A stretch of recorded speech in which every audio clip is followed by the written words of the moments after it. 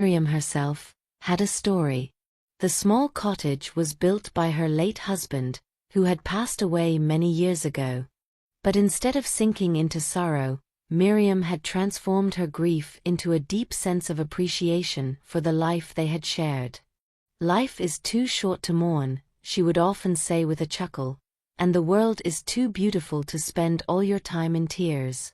Her morning routine was something of a legend. Before the first light of dawn, Miriam would rise and make a pot of steaming tea. She would sit by her window, watching as the sun began to rise over the hills, painting the sky with hues of gold and pink.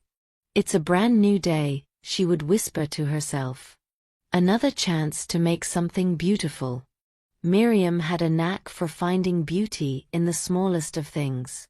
A fallen leaf, a bird's song, the way the dew clung to the petals of her flowers. Nothing escaped her attention.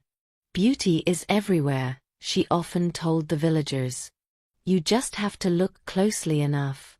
One spring morning, after a heavy rainstorm, Miriam's garden was in disarray. The flowers were bent, the branches of her prized cherry tree were broken, and the dirt was churned into mud. Villagers feared that the storm had ruined her garden beyond repair. But Miriam, ever the optimist, merely shook her head and smiled. "What is life without a little rain?" she said to herself. "The storm has passed, and now it's time for the sunshine to make everything better again." With tireless hands, she set to work, gently tending to each flower and branch, coaxing them back to life. Days later, her garden bloomed more magnificently than ever. The roses were fuller, the daisies more vibrant, and the lilacs sweeter smelling than before. Miriam's secret, she said, was simple. You can't let the storms of life keep you down. You just have to weather them with patience and kindness, and eventually, the sun will shine again. Miriam's wisdom spread through the village like wildfire. Whenever someone was in need, they would come to her. One chilly evening, a young couple knocked on her door. They had recently moved to the village, hoping to start a new life, but they were struggling. Their savings were nearly gone, and they felt lost. "We don't know how to make things better," they confessed, their eyes full of worry. Miriam invited them in, offering them tea and the comfort of her warm fireplace. She listened quietly as they poured out their fears, never once interrupting. When they had finished, she looked at them with her usual twinkle in her eye and said, "Do you know what's the most important thing in life? It's not money, it's not success. It's love. If you have love, love for each other, for the life you're building together, everything else will fall into place. Look around you, my dears. You already have everything you need." The couple left Miriam's cottage that night with hearts full of hope.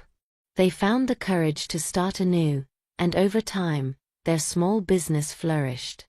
They returned to Miriam often, bringing her fresh produce, a basket of handmade bread, or simply a warm hug. Miriam smiled each time and said, "Remember, happiness is not something you find. It's something you choose."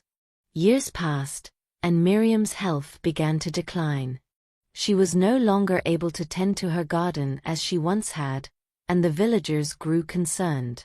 They started visiting her more frequently, bringing her food and company, and asking her to share her wisdom. One by one, they came to her with their burdens, and one by one, they left with lighter hearts.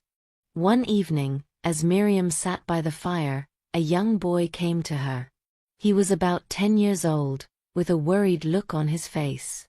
"Miss Miriam," he said softly, "I've heard so many people talk about how happy you are. But I don't know how to be happy. I'm always worried about something, and nothing ever feels good enough." Miriam looked at him for a long moment, her face softening with understanding. She patted the seat beside her. "Come, sit with me. I'll tell you a secret," she said. The boy sat down, eager to hear her words. "Happiness isn't about having everything you want," Miriam began. It's about making the most of what you have. You can choose to focus on what's wrong in the world, or you can choose to find the good. The flowers in my garden aren't perfect, but that's what makes them beautiful. They're real, they're alive, and they teach me to appreciate the imperfections. The boy listened intently, his eyes wide with realization. So, it's okay to not be perfect? Of course, Miriam said with a laugh. Perfection is a myth. Embrace who you are, just as you are. Life is too short to wish for something else. Be kind to yourself, and the happiness will follow. As the boy left, he felt a weight lift from his shoulders. He realized that happiness wasn't something he had to chase, it was something he could create, simply by shifting his perspective. In the years that followed, Miriam's legend only grew. Though her body grew frail, her spirit remained as bright as ever. The villagers continued to visit her, and her home was always filled with laughter, love, and the warm glow of companionship. Even in her final days, Miriam faced death with the same grace and optimism that had guided her through life. Don't mourn for me, she told her loved ones. Just remember to keep choosing happiness, even when life is hard. That's all I've ever done. When Miriam passed away peacefully at the age of 97, the entire village mourned her loss deeply. But they also celebrated her life, for she had taught them something invaluable, that happiness is not a destination but a choice.